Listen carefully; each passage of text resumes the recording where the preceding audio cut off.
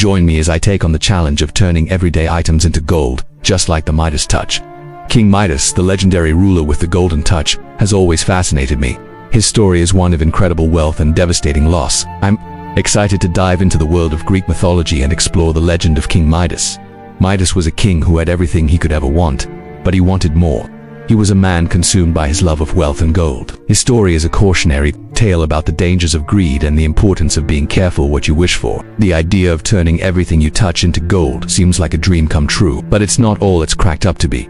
The Midas touch is a powerful and enticing concept, but it's also a curse. Just think about it. Everything you touch turns to gold. Food, drink, loved ones, all golden. It's a strange and isolating existence. King Midas' story is a reminder that true happiness and fulfillment come from within, not from material possessions. As we explore the legend of King Midas, I want you to imagine what it would be like to have the Midas touch. Would you use it to turn everyday items into gold, or would you use it for more noble pursuits? The possibilities are endless, and the consequences are dire. Having the Midas touch would be a real challenge. Imagine trying to eat a meal only to have it turn to gold in your hands. Or picture this. You're trying to hug a loved one, but they turn to gold the moment you touch them. It's a strange and humorous concept, but it's also a reminder of the importance of appreciating what we have. If I had the Midas touch, I'd probably try to use it to make a fortune, but I'd also use it to help those in need. I'd turn polluted water into gold, and then use that gold to fund initiatives that would clean up the environment. The possibilities are endless, and the consequences are dire. But let's get real. Having the Midas touch would also be super annoying. Just think about trying to use a smartphone or a computer, only to have it turn to gold the moment you touch it. You'd be like a human golden statue, unable to interact with the world around you. It's a weird and wacky concept, but it's also a reminder that true happiness and fulfillment come from within, not from material possessions. King Midas' story is a cautionary tale about the dangers of greed, and the importance of being careful what you wish for. King Midas was a king who lived a long time ago, in a land far, far away. He was a just and fair ruler, loved by his people. But he had one major flaw. He loved gold. He loved everything about it. The way it shone, the way it felt, the way it made him feel powerful. He was a complex character, full of contradictions. On the one hand, he was a good king, who cared deeply about his people. On the other hand, he was consumed by his love of wealth and material possessions. As the story goes, King Midas was granted a wish by the god Dionysus. Midas wished for the power to turn everything he touched into gold. At first, he was overjoyed by his new power. He touched trees and they turned to gold. He touched rocks and they turned to gold. He even touched his own palace and it turned to gold. He was like a kid in a candy store, touching everything in sight and watching in wonder as it turned to gold. But as time went on, Midas began to realize the consequences of his wish. He couldn't eat because his food turned to gold. He couldn't drink because his water turned to gold.